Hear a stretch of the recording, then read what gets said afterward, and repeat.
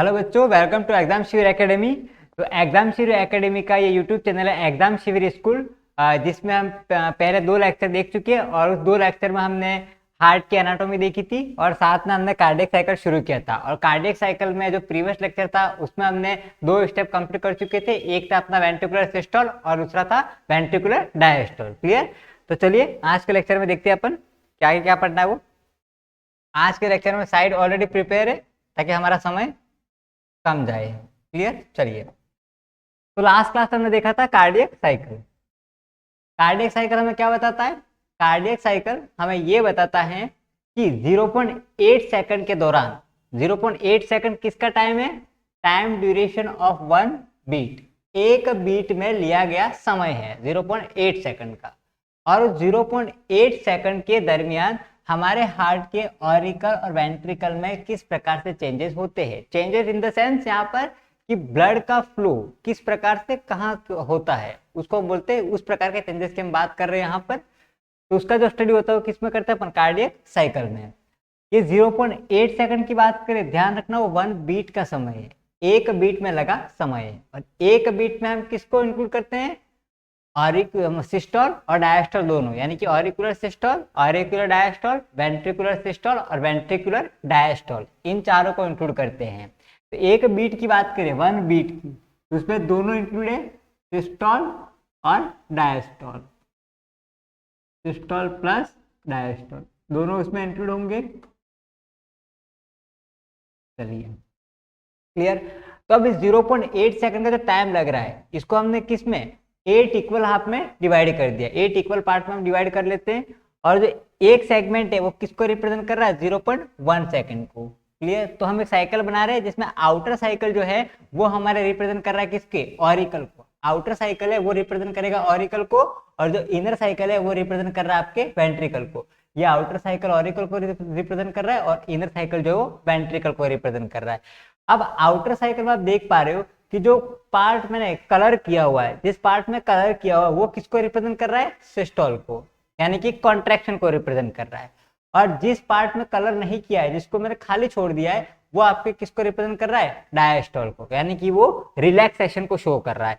यहाँ पर सिस्टोल किसके रेफरेंस में यूज कर रहे हैं अपन? कॉन्ट्रैक्शन, मतलब तब हार्ट क्या होगा? सिकुड़ेगा। और जब हम बात करेंगे डायस्टोल की, तब हार्ट क्या होगा? फैलेगा। क्लियर? तो 0.1 सेकंड के लिए तो क्या हो रहा है? ऑरिकल में सिस्टोल हो रहा है। आउटर साइकिल किसको रिप्रेजेंट कर रहा है? ऑरिकल को। और जो डार्क पार्ट है जो कलर किया है वो किसको रिप्रेजेंट कर रहा है? सिस्टोल को। तो इतना सेगमेंट, ये वाला जो इतना सेगमेंट ये दिख रहा है आपको कलर किया हुआ, वो किसको रिप्रेजेंट कर रहा है? कलर किया हुआ इसलिए सिस्टोल को, और आउटर साइकिल इसलिए ऑरिकल को। तो ये रिप्रेजेंट कर रहा है ऑरिकुलर सिस्टोल को। तो ऑरिकुलर सिस्टोल कितने समय के लिए हो रहा है? 0.1 सेकंड के लिए हो रहा है। बाकी बचा कितना? 0.8 सेकंड टोटल था। 0.1 सेकंड में क्या हो रहा है? Auricular systole. तो बचा कितना? 0.7 सेकंड। तो 0.7 सेकंड के लिए क्या हो रहा है उसमें? ऑरिकुलर डायस्टोल, मतलब ऑरिकल क्या हो रहे हैं? फैल रहे हैं। तो 0.1 सेकंड के लिए ऑरिकल में तो क्या हो रहा है? कॉन्ट्रैक्शन हो रहा है। सिस्टोल मतलब कॉन्ट्रैक्शन। और बाकी का बचा कितना? 0.7 सेकंड। उस 0.7 सेकंड में ऑरिकल में क्या हो रहा है? डायस्टोल, यानी कि वो क्या कर रहे हैं? फैल रहे हैं।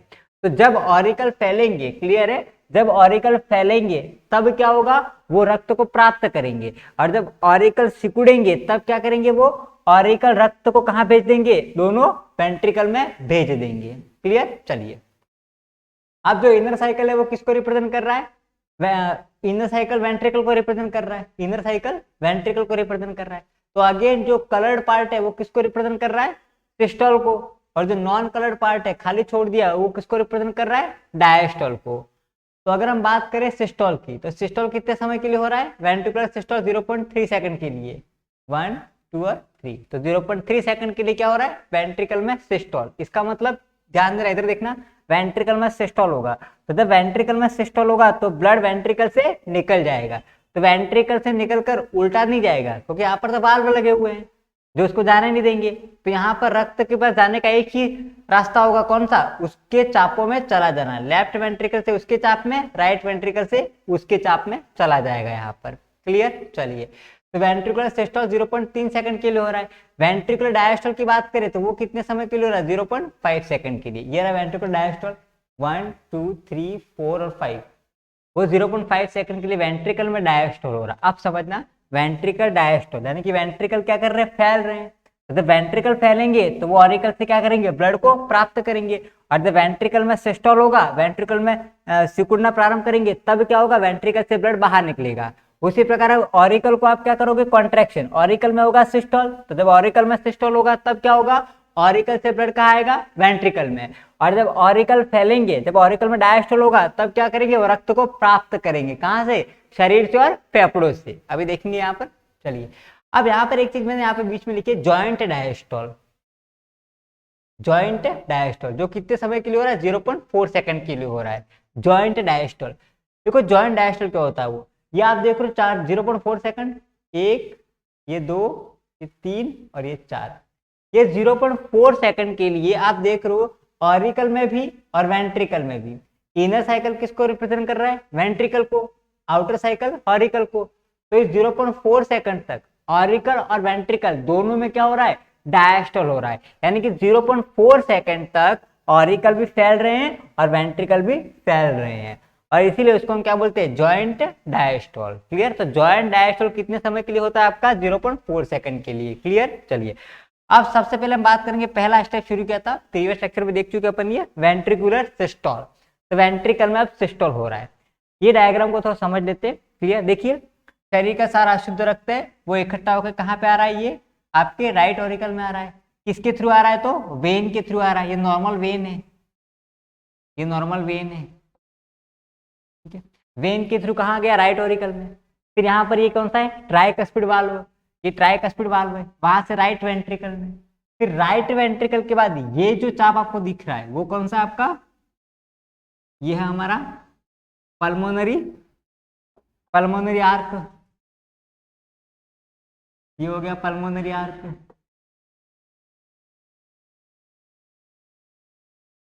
क्लियर। और ये वाला जो चाप आपको दिख रहा है वो कौन सा है, कैरोटिका सिस्टमेटिक आर्क। तो ये अपना है carotico systemic arc.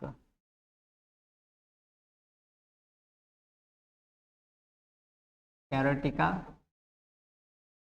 Systematic arch. तो अब शरीर का सारा अशुद्ध रक्त कहाँ पर आ गया, राइट ऑरिकल में। फिर वहां से राइट वेंट्रिकल में, कहाँ से होते हुए, ट्राइकस्पिड वाल्व से होते हुए राइट वेंट्रिकल में चला गया। फिर वो कहाँ पे जा रहा है, पल्मोनरी आर्क के अंदर। इसके अंदर गया, पल्मोनरी आर्क में जाने के बाद ये पल्मोनरी आर्क कहाँ जा रही है, लंग्स में जा रही है। ये पल्मोनरी आर्क दोनों जगह खुल रही है, वहां से कहाँ जाएगी, लंग्स में। और हमारे लंग्स में बाह्य वातावरण से हमने इंस्पिरेशन के थ्रू क्या भरी हुई है, ऑक्सीजन भरी हुई है। अब वहां पर क्या होगा, एक्सचेंज ऑफ गैसेज, यानी कि ये जो CO2 है, इस वाले ब्लड में क्या आएगा, CO2, इस वाले पार्ट में भी क्या है, CO2, और इसके अंदर जो ब्लड जा रहा है उसमें भी क्या है, CO2। तब CO2 किसको दे दी जाएगी, लंग्स को। बदले में लंग्स से क्या ली जाएगी, O2 ली जाएगी, जिसको हम बोलते हैं एक्सचेंज ऑफ गैसेज या फिर प्योरिफिकेशन ऑफ ब्लड। तो यहाँ पर अब ये जो ब्लड आ रहा है, उस ब्लड में हमको क्या मिलेगी, O2 मिलेगी। ठीक है। अब ये O2 वाला ब्लड कहाँ पर आ गया, ये सारे क्या है, चारों पल्मोनरी वेन्स है। क्लियर। ये पल्मोनरी वेन्स है, वहां उसके अंदर आ गया। अब वहां से कहाँ गया, लेफ्ट ऑरिकल में, इसमें कौन सा ब्लड आएगा, O2 वाला ब्लड। और फिर वहां से कहाँ गया, लेफ्ट वेंट्रिकल, इसमें भी O2 वाला ब्लड। फिर ये ब्लड कहाँ पे चला जाएगा आपका, कैरोटिका सिस्टमेटिक आर्क। ये आर्क कौन सी है, कैरोटिका सिस्टमेटिक आर्क। तो अब ब्लड चला गया कैरोटिका सिस्टमेटिक आर्क, और यहाँ से होते हुए फिर कहाँ पे जाएगा, डोर्सल एओर्टा से होते हुए वापिस बॉडी में। क्लियर। ये जो आप देख रहे हो ये कौन सी है, इंफीरियर वेना केवा, उससे भी ब्लड अंदर जा रहा है। इंफीरियर वेना केवा कहाँ खुल रही है, राइट ऑरिकल में। और ये आपका क्या है, सुपीरियर वेना केवा है। क्लियर। तो ये था ब्लड का सर्कुलेशन। चलिए, अब बात करते हैं वेंट्रिकुलर सिस्टोल की। वेंट्रिकुलर सिस्टोल आप देख रहे हो कितने समय के लिए हो रहा है, 0.3 सेकंड के लिए। तो 0.3 सेकंड के लिए वेंट्रिकल में क्या हो रहा है, सिस्टोल हो रहा है। और उस दरमियान कितने, 3 स्टेप यहाँ पर इंक्लूड है। पहला कौन सा है, isometric contraction, second one is period of ejection, and the third one is isometric relaxation. अब देखिए तीनों में क्या होता है वो। सबसे पहले हम बात करेंगे आइसोमेट्रिक कॉन्ट्रैक्शन। तो आइसोमेट्रिक कॉन्ट्रैक्शन में क्या होता है, देखिए ध्यान से, वेंट्रिकल में क्या हो रहा है, सिस्टोल अभी शुरू हो रहा है, वेंट्रिकल में सिस्टोल शुरू हो रहा है। अब वेंट्रिकल में जब सिस्टोल होगा तो क्या होंगे, वेंट्रिकल सिकुड़ेंगे, उनमें कॉन्ट्रैक्शन होगा। तो कॉन्ट्रैक्शन होने से उनका वॉल्यूम कम होता है, और जब वॉल्यूम कम होता है, तो प्रेशर क्या होता है, बढ़ता है। क्लियर। ये फिजिक्स का लॉ है, वॉल्यूम कम होता है तो प्रेशर क्या होता है, बढ़ता है। तो यहाँ पर क्या होगा, दबाव बढ़ेगा। अब दबाव बढ़ेगा, उसकी वजह से रक्त जो होता है वो क्या होगा, ऊपर की ओर गति करेगा। कहाँ की ओर, ऑरिकल की ओर।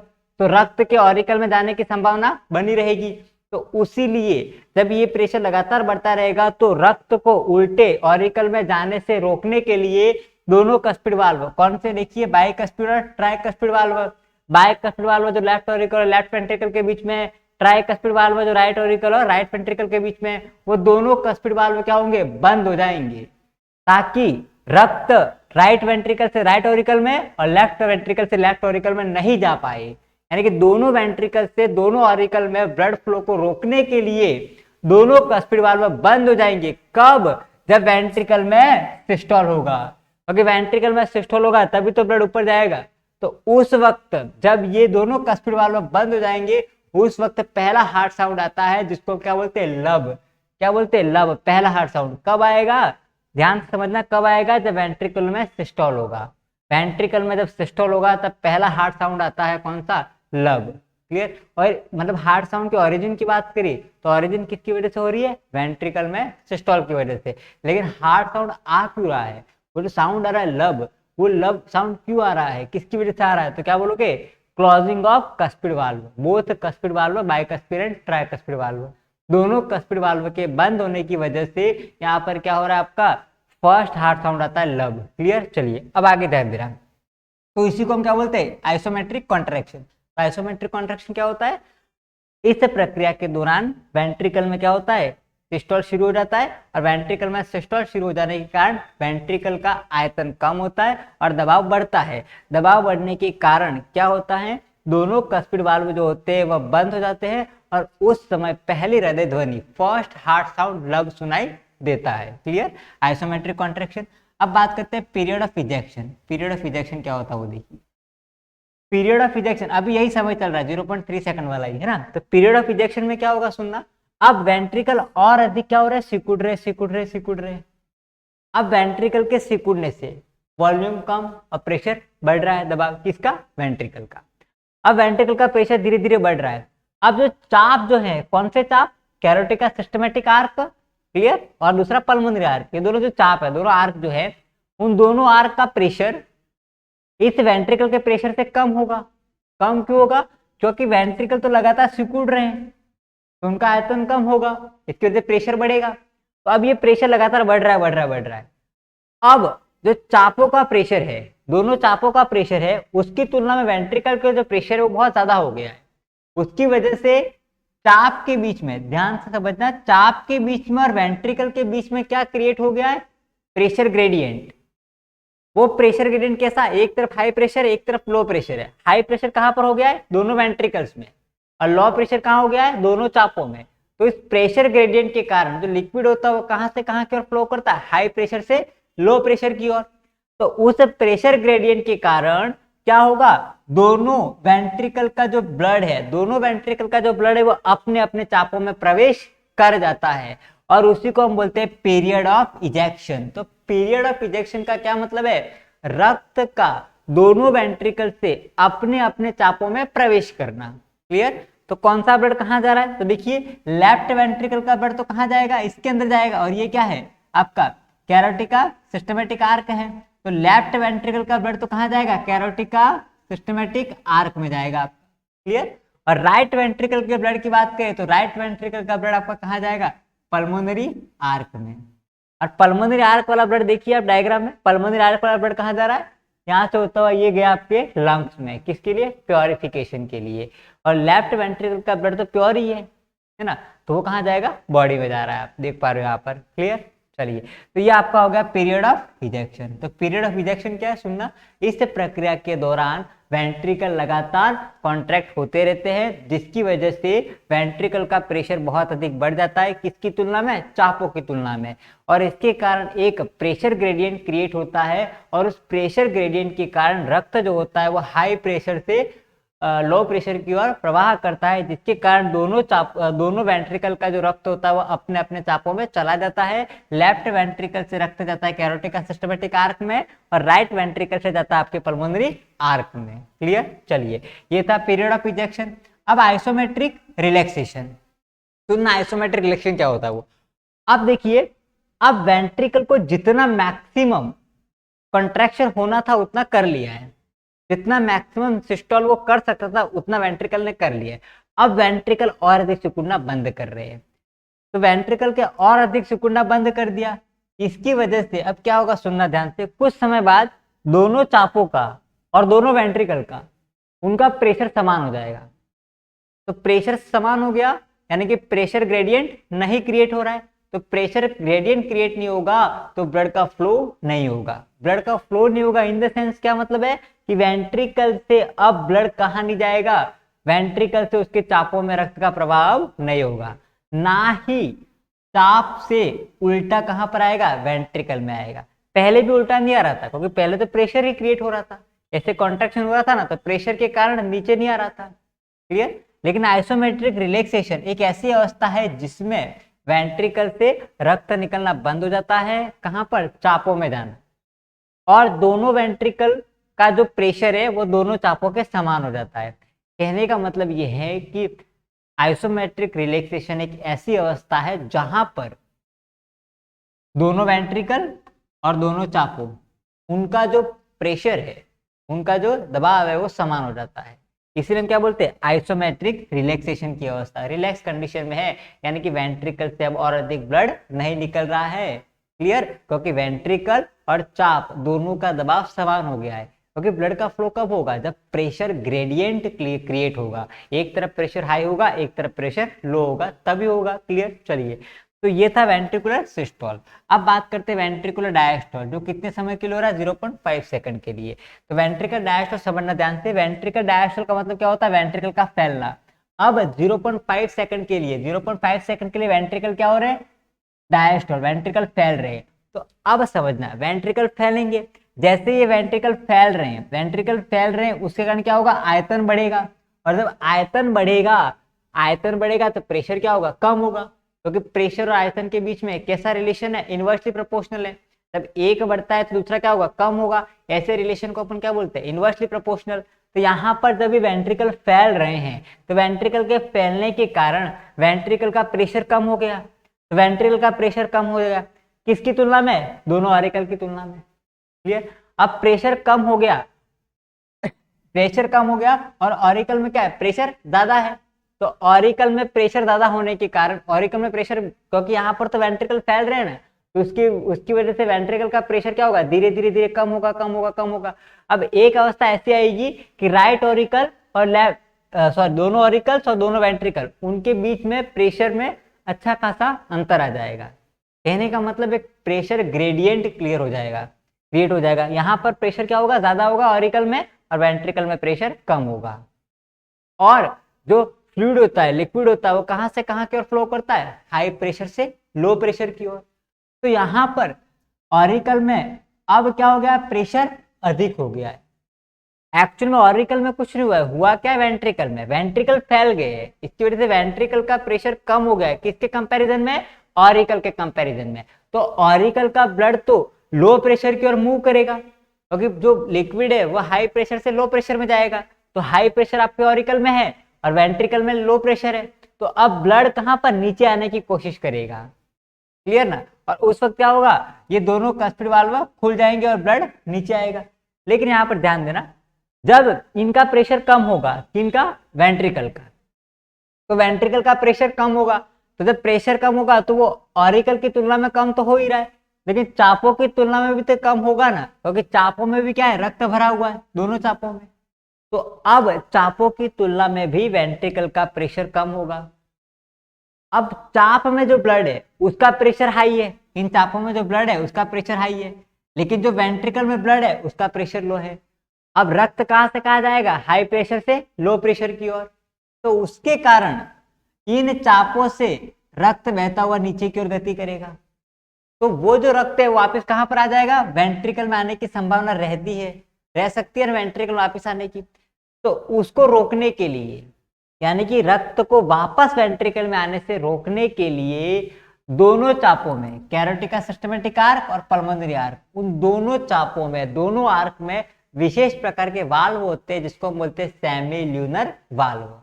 और वो सेमील्यूनर वाल्व जो होते हैं वो बंद हो जाते हैं, इनके अंदर वाल्व लगे होंगे, वाल्व एक प्रकार के अवरोध होते हैं जो प्रवाह को रोकते हैं, एक प्रकार के दरवाजे की तरह काम करते हैं, जिसको अगर बंद कर दो तो रक्त का प्रवाह नहीं होगा, मतलब वहां पर रक्त रुक जाएगा, आगे की ओर नहीं जा पाएगा। तो सेमिलिनर वाल्व क्या होंगे, बंद हो जाएंगे। जैसे ही सेमिलिनर वाल्व बंद होंगे उस वक्त आएगा आपका सेकंड हार्ट साउंड, जिसको हम बोलते हैं डब। देखिए पहला हार्ट साउंड कब आया था, वेंट्रिकल में सिस्टोल हुआ था, वो तब आया था। उसकी ओरिजिन क्यों हुई थी, क्योंकि वेंट्रिकल में क्या हो रहा है, सिस्टोल हो रहा है। वो आया क्यों था यूं पूछे तो कस्पिड वाल्व, दोनों कस्पिड वाल्व, बाइकस्पिड वाल्व और ट्राइकस्पिड वाल्व, दोनों कस्पिड वाल्व के बंद होने से। सेकंड हार्ट साउंड कौन सा आपका, डब, जो कब आया था, वेंट्रिकल में डायस्टोल होने से। क्यों आया था, क्योंकि सेमिलिनर वाल्व कहां पर है, दोनों चापों में, कैरोटिक सिस्टमैटिक आर्क और पल्मोनरी आर्क, दोनों चापों में जो सेमिलिनर वाल्व है उन वाल्व के बंद होने से सेकंड हार्ट साउंड आपका आया था कौन सा, डब। क्लियर। तो यहाँ पर दोनों हार्ट साउंड के अपन जिक्र कर लेते हैं, लब और डब। तो फर्स्ट हार्ट साउंड लब, फर्स्ट हार्ट साउंड लब, और दूसरा हार्ट साउंड जो था आपका वो था डब। तो लब कब आता है, जब वेंट्रिकल में क्या होता है, वेंट्रिकल में सिस्टोल, वेंट्रिकल सिस्टोल। तो वेंट्रिकल में जब सिस्टोल होगा तब आपका आएगा पहला हार्ट साउंड लब। डब की बात करें तो डब कब आता है, जब वेंट्रिकल में क्या होता है, डायस्टोल, वेंट्रिकल डायस्टोल, तब आपका आता है सेकंड हार्ट साउंड डब। लब की बात करिए, फर्स्ट हार्ट साउंड है, first heart sound,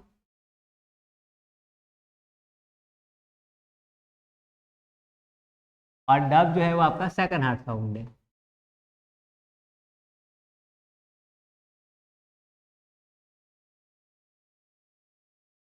second heart sound, ठीक है, वो डब हो गया। लब की बात करें तो सेकंड पॉइंट क्या हो जाएगा, क्लोजिंग ऑफ, कौन से वाल्व बंद होने के कारण आ रहा था, क्लोजिंग ऑफ कस्पिड वाल्व, है ना, दोनों कस्पिड वाल्व, बाइकस्पिड और ट्राइकस्पिड। कस्पिड वाल्व का मतलब दोनों आ गए ना, बाइकस्पिड और ट्राइकस्पिड। कस्पिड में दोनों आ गए आपके, एक तो हो जाएगा बाई और try,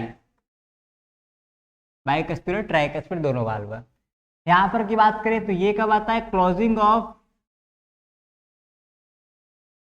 closing of semilunar valve. और सेमिल्यूनर वाल्व कहाँ मिलते हैं आपको, दोनों चापों में, कैरोटिक सिस्टमैटिक आर्क और पल्मोनरी आर्क में, दोनों चापों में आपको मिलेंगे। क्लियर। तो ये चीज अलग है यहाँ से। चलो कुछ और बातें जान लेते हैं इनके बारे में।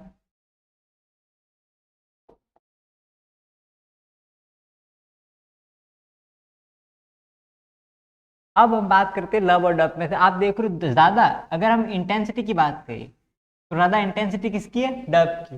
देखिए लब में डबल बी है, क्लियर, तो उसको बोलने में हमें समय ज्यादा लग रहा है, लब और डब, लब और डब। तो डब जो होता है उसको बोलने में कम समय लगता है, तो जब कम समय लगेगा तो उसकी इंटेंसिटी ज्यादा होती है। तो इंटेंसिटी की बात करें तो डब की इंटेंसिटी ज्यादा है, इंटेंसिटी इसकी ज्यादा है, किसके कंपैरिजन में, लब के कंपैरिजन में, और इसकी इंटेंसिटी कम है, इसकी इंटेंसिटी कम है। अब जिसकी इंटेंसिटी कम है उसमें समय ज्यादा लगेगा, क्योंकि इंटेंसिटी तीव्रता कम है तो बोलने में समय ज्यादा लग रहा है। आप देख ही पा रहे हो लब डबल भी है तो उसको बोलने में समय ज्यादा लगेगा, तो इसे टाइम ज्यादा लग रहा है, टाइम ज्यादा। एरो का साइन जो ऊपर किया है वो ज्यादा को शो करेगा, और यहाँ पे टाइम कम लग रहा है, फिर टाइम कम हो गया। क्लियर। अगर हम ग्राफ की बात करें, ये मिटा देते हैं,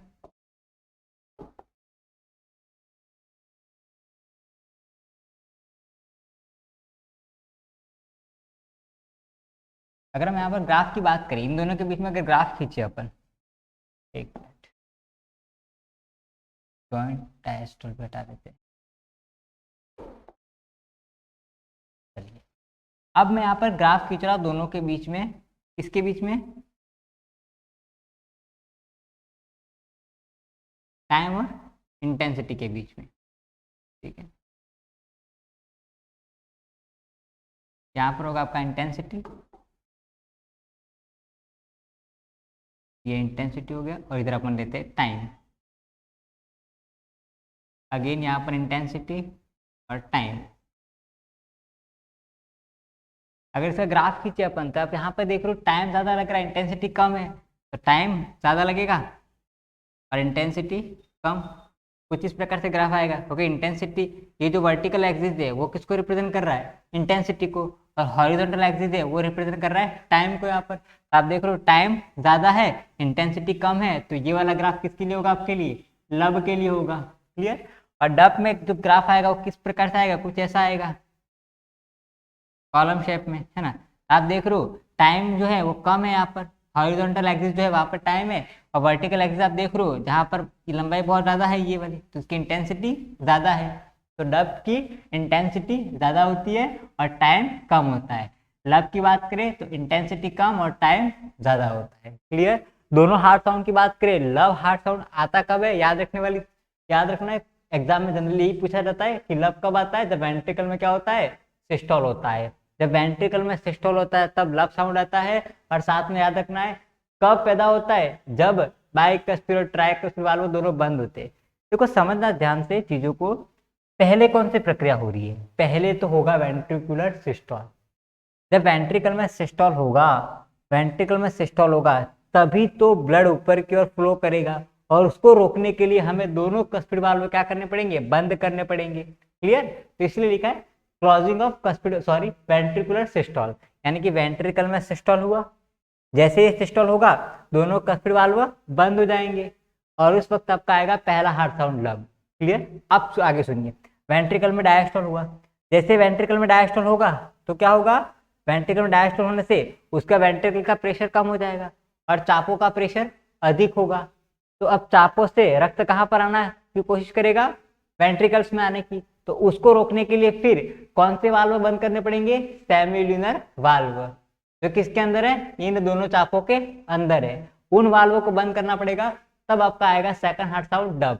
क्लियर? लेकिन वो हार्ड साउंड आया क्यों था? ऑरिजिन क्यों हुई है? कब हुई? जब वेंट्रिकल में क्या हुआ? डायस्टोल हुआ, यानी कि इस वेंट्रिकल में डायस्टोल हुआ तभी तो क्या हुआ? सेमिल्यूनर वाल्व बंद हुए हैं। इतना याद रखना कि दोनों हार्ड साउंड कब आ रहे हैं? जब क्लोजिंग टाइम पे आ रहे हैं। वो याद रखना, खास चीज ये वाली कि दोनों हार्ड साउंड कब आ रहे हैं? आपके क्लोजिंग टाइम पे आ रहे हैं। क्लोजिंग टाइम पे दोनों हार्ड साउंड, एक बार आ रहा है क्लोजिंग ऑफ कस्पिड वाल्व और एक बार आ रहा है क्लोजिंग ऑफ सेमिल्यूनर वाल्व। तो दोनों हार्ड साउंड कब आ रहे हैं? जब क्लोजिंग हो रही है दोनों वाल्व की, बाइकस्पिड वाल्व, ट्राइकस्पिड वाल्व और साथ में सेमिल्यूनर वाल्व की। क्लियर? चलिए अब थर्ड हार्ड साउंड की बात करते हैं। देखिए थर्ड हार्ड साउंड कब होता है? वो यहाँ पर हमने बात करी थी वेंट्रिकल में क्या हो रहा है? डायस्टोल। जैसे वेंट्रिकल में डायस्टोल हो रहा है, वेंट्रिकल क्या हो रहे? फैल रहे। जैसे वेंट्रिकल फैलेंगे तो क्या होगा? चापों का रक्त नीचे आने की कोशिश करेगा, वापिस वेंट्रिकल में आने की कोशिश करेगा, तो उसको रोकने के लिए कौन से वाल्व? सेमिल्यूनर वाल्व बंद हो जाएंगे और उस वक्त आएगा सेकंड हार्ड साउंड डब आपका। लेकिन अब लगातार ये वेंट्रिकल में डायस्टोल हो ही रहा है। अब वेंट्रिकल का प्रेशर ऑरिकल से भी कम हो गया, दोनों ऑरिकल से। तो दोनों ऑरिकल का प्रेशर हाई है, वेंट्रिकल का प्रेशर कम है, और जो लिक्विड होगा वो हाई प्रेशर से लो प्रेशर की ओर जाएगा। तो ऑरिकल का ब्लड है वो कहां पर आने की कोशिश करेगा? आपके वेंट्रिकल में। तो उसके लिए वो रक्त दबाव डालेगा किस पर? बाइकस्पिड और ट्राइकस्पिड वाल्व पर। तो उस दबाव के कारण बाइकस्पिड और ट्राइकस्पिड वाल्व खुल जाएंगे और उस वक्त आपको सुनाई देगा थर्ड हार्ड साउंड। तृतीय हृदय ध्वनि कब कब सुनाई देगी? आप तो क्या बोलोगे? Opening of cuspid valve. ये याद रखना, यहाँ पर क्या था? Closing of cuspid valve. तो पहला हार्ड साउंड तक कब आ रहा है? Closing of cuspid valve. दूसरा हार्ड साउंड कब आ रहा है? Closing of semilunar valve. तो फर्स्ट हार्ड साउंड और सेकंड हार्ड साउंड दोनों क्लोजिंग पे आ रहे हैं, लेकिन तीसरा हार्ड साउंड है वो आपके किस पे आ रहा है? ओपनिंग पर। किसकी ओपनिंग? बाइकस्पिड और ट्राइकस्पिड वाल्व। इन दोनों वाल्व की ओपनिंग पर तीसरा हार्ड साउंड आ रहा है। लेकिन तीसरा हार्ड साउंड में भी क्या हो रहा है? आपका वेंट्रिकुलर डायस्टोल ही हो रहा है। क्लियर? तो यहाँ पर दो स्टेप हम पढ़ चुके हैं, वेंट्रिकुलर सिस्टोल और वेंट्रिकुलर डायस्टोल, इन दोनों को हम पढ़ चुके हैं।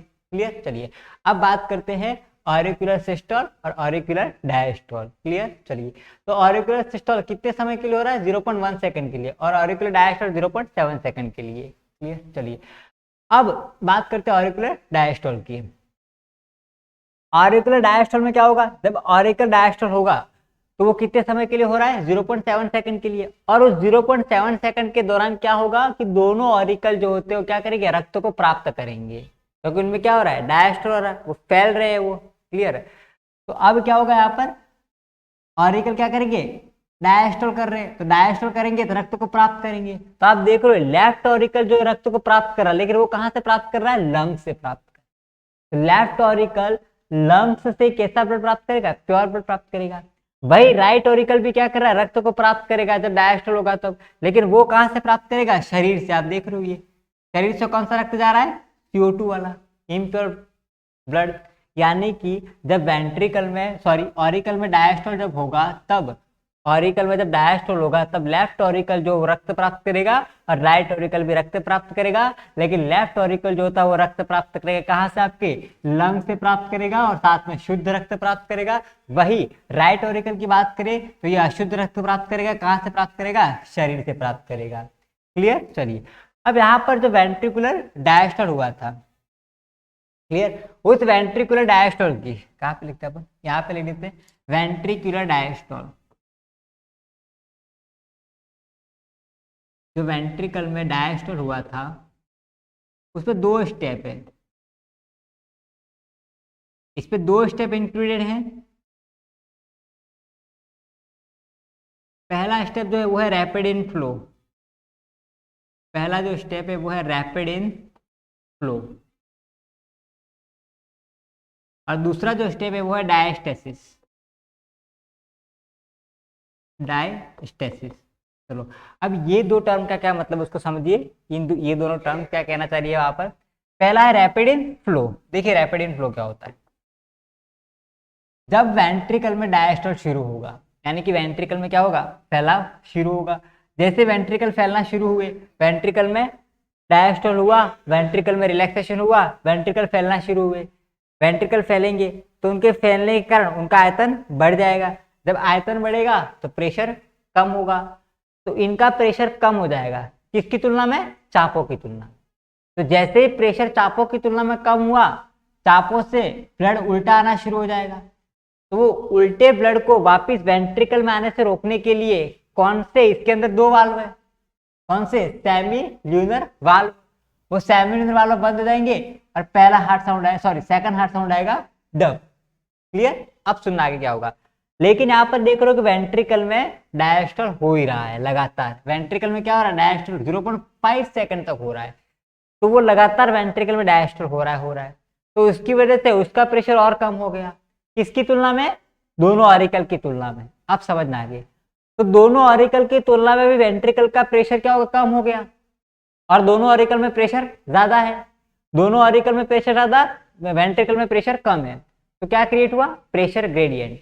लिक्विड कहां से कहां फ्लो करेगा, हाई प्रेशर से लो प्रेशर की ओर। ऑरिकल का प्रेशर हाई, वेंट्रिकल का प्रेशर लो, क्योंकि वेंट्रिकल अभी फैला हुआ है तो उसका प्रेशर लो हो गया। तो अब दोनों कस्पिड वाल्व खुल जाएंगे। जैसे कस्पिड वाल्व खुले उस दौरान आता है तीसरा हार्ट साउंड, अभी बताया opening of bicuspid and tricuspid valve.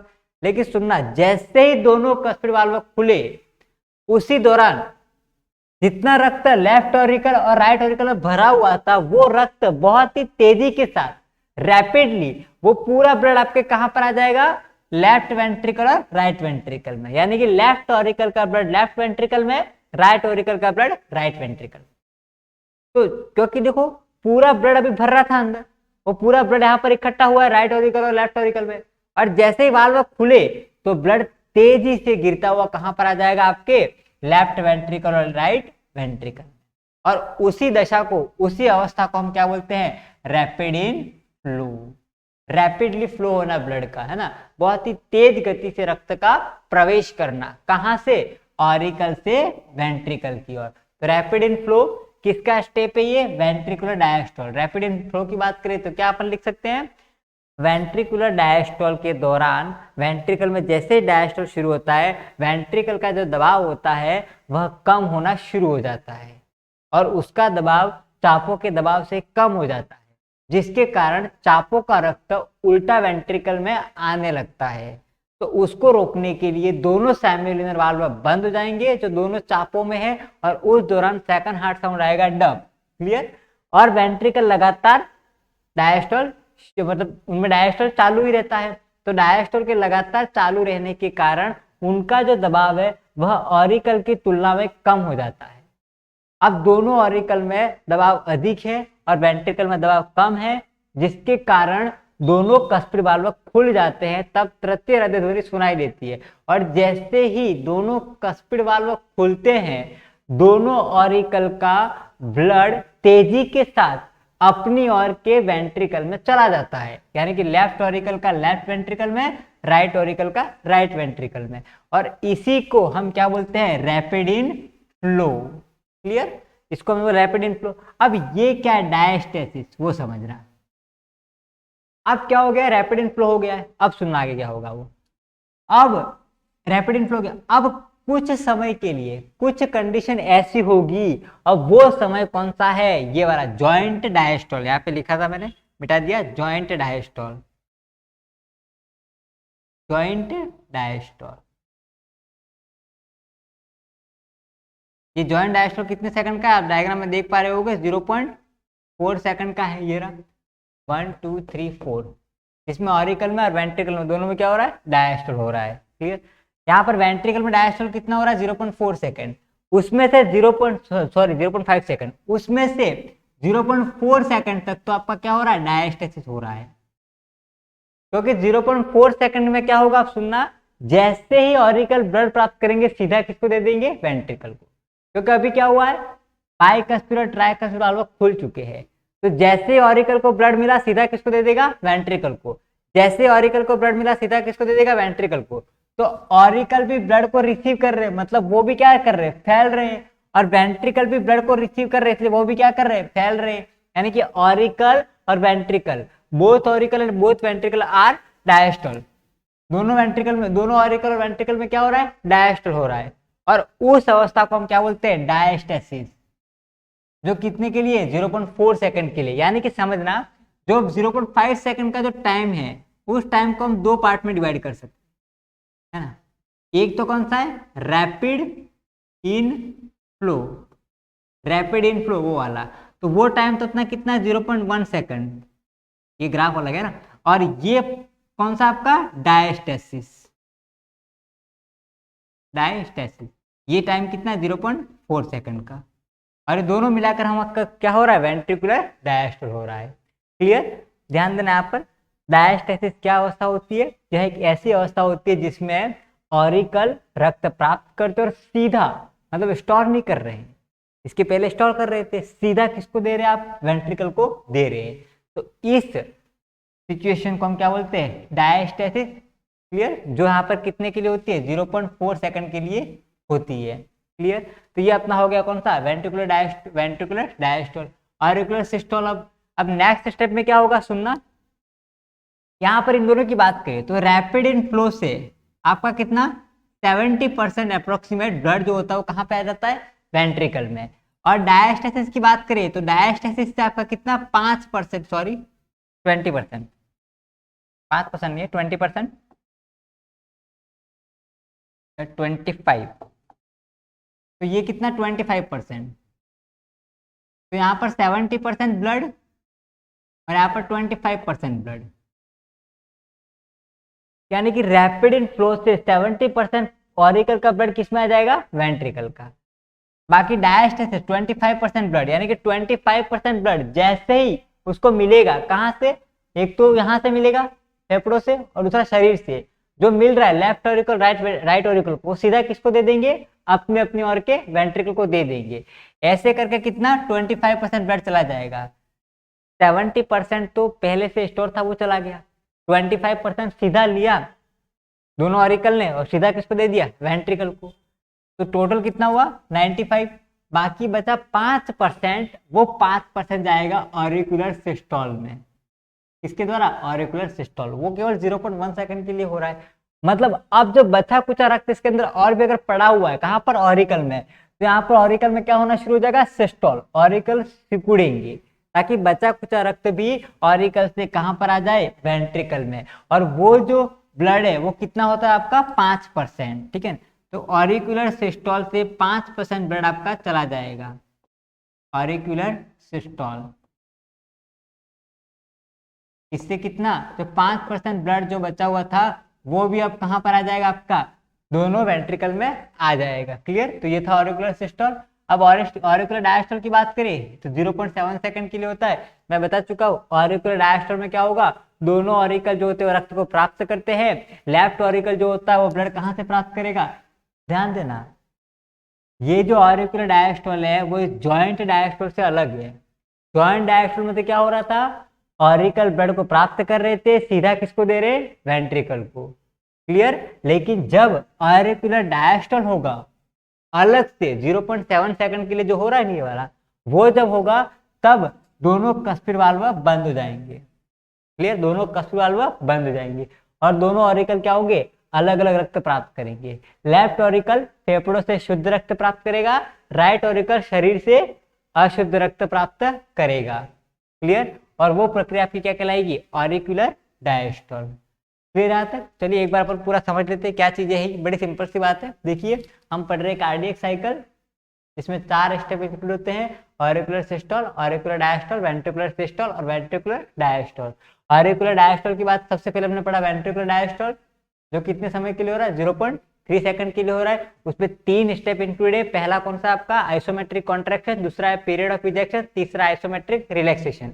Isometric ध्यान देना, सबसे पहला कौन सा, isometric contraction. Isometric contraction, ventricle में क्या हुआ है, कॉन्ट्रैक्शन। वेंट्रिकल में कॉन्ट्रैक्शन होने से, वेंट्रिकल में सिस्टोल होने से क्या होगा, वेंट्रिकल का वॉल्यूम कम होगा, वॉल्यूम कम होने से प्रेशर बढ़ेगा। अब प्रेशर बढ़ने के कारण रक्त का उल्टा प्रवाह होता है, जिसको रोकने के लिए दोनों कस्पिर वाल्व बंद हो जाते हैं और उस दौरान पहला हार्ट साउंड सुनाई देता है, कौन सा आपका, लब, जिसकी इंटेंसिटी कम है, टाइम ज्यादा है। क्लियर, अब सुनना आगे। अब वेंट्रिकल में लगातार क्या हो रहा है, कॉन्ट्रैक्शन हो ही रहा है, हो ही रहा है। तो इस लगातार कॉन्ट्रैक्शन के कारण जो वेंट्रिकल का प्रेशर है वह अपने अपने चापों की तुलना में और अधिक हो जाता है, जिसके कारण दोनों वेंट्रिकल का ब्लड जो होता है वो अपने अपने चापों में प्रवेश कर जाता है, जिसको हम बोलते हैं पीरियड ऑफ इजेक्शन, दूसरा स्टेप। तो पीरियड ऑफ इजेक्शन के दौरान क्या होगा, लेफ्ट वेंट्रिकल का ब्लड चला जाएगा कैरोटिक सिस्टमैटिक आर्क में और राइट वेंट्रिकल का ब्लड चला जाएगा पल्मोनरी आर्क में। तो इस प्रकार दोनों वेंट्रिकल से रक्त का अपने अपने चापों में जाना क्या कहलाता है, पीरियड ऑफ इजेक्शन। फिर तीसरा स्टेप है वेंट्रिकुलर सिस्टोल का, जिसको हम बोलते हैं आइसोमेट्रिक रिलैक्सेशन। इस अवस्था में क्या होता है, दोनों वेंट्रिकल का जो प्रेशर होता है वो दोनों चापों के प्रेशर के तुलनात्मक रूप से समान हो जाता है, यानी कि यहाँ पर प्रेशर ग्रेडियंट खत्म हो जाता है, जिसके कारण वेंट्रिकल से और अधिक ब्लड का निकलना बंद हो जाता है। इस अवस्था को हम बोलते हैं आइसोमेट्रिक रिलैक्सेशन। क्लियर, तो ये पहला स्टेप हो गया आपका कौन सा, वेंट्रिकुलर सिस्टोल। वेंट्रिकुलर डायस्टोल दूसरा स्टेप है, वेंट्रिकुलर डायस्टोल जो कि 0.5 सेकंड के लिए होता है। वेंट्रिकल डायस्टोल में क्या होंगे, दोनों वेंट्रिकल क्या होंगे, डायस्टोल होंगे। जैसे वेंट्रिकल में डायस्टोल शुरू हुआ, वेंट्रिकल का वॉल्यूम बढ़ जाएगा, वॉल्यूम बढ़ने से उसका प्रेशर कम होगा, वॉल्यूम बढ़ेगा तो दबाव कम होगा। ये दबाव कम होगा किसकी तुलना में, चापों की तुलना में, जिसके कारण चापों का रक्त उल्टा नीचे आने की ओर आने लगता है। तो उसको रोकने के लिए दोनों चापों में जो सेम्युलिनर वाल्व है वो क्या होंगे, बंद हो जाएंगे और उस दौरान सेकंड हार्ट साउंड आता है, जिसको हम बोलते हैं डप। डप की बात करें जिसकी इंटेंसिटी ज्यादा है, टाइम ड्यूरेशन कम लेता है, वो सेकंड हार्ट साउंड आपका डप पैदा कब होता है, जब वेंट्रिकल में क्या हो रहा है, डायस्टोल होता है। तब क्यों आता है साउंड, क्योंकि यहाँ पर क्लोजिंग हो रही है, किसकी, सेम्युलिनर वाल्व की क्लोजिंग होने पर। क्लियर यहाँ तक। अब ये वेंट्रिकल लगातार क्या हो रहे हैं, फैल रहे, लगातार वो फैलना जारी रखते हैं। तो इनके लगातार फैलने के कारण दोनों वेंट्रिकल का जो प्रेशर होता है वो ऑरिकल की तुलना में भी कम हो जाता है, जिसके कारण बाइकस्पिर और ट्राइकस्पिर वाल्व रक्त के दबाव के कारण खुल जाते हैं और तब तीसरी हृदय ध्वनि सुनाई देती है। और जैसे ही बाइकस्पिर और ट्राइकस्पिर वाल्व खुलते हैं, उसी दौरान ऑरिकल का पूरा रक्त तेज गति के साथ दोनों ऑरिकल का रक्त अपने अपनी ओर के वेंट्रिकल में चला जाता है। लेफ्ट ऑरिकल का ब्लड लेफ्ट वेंट्रिकल में, राइट ऑरिकल का राइट वेंट्रिकल में। और इस दशा को बोलते हैं रैपिड इन फ्लो, जिसके जरिए 70% ब्लड जो होता है वो ऑरिकल का कहां पे आ जाता है, वेंट्रिकल में।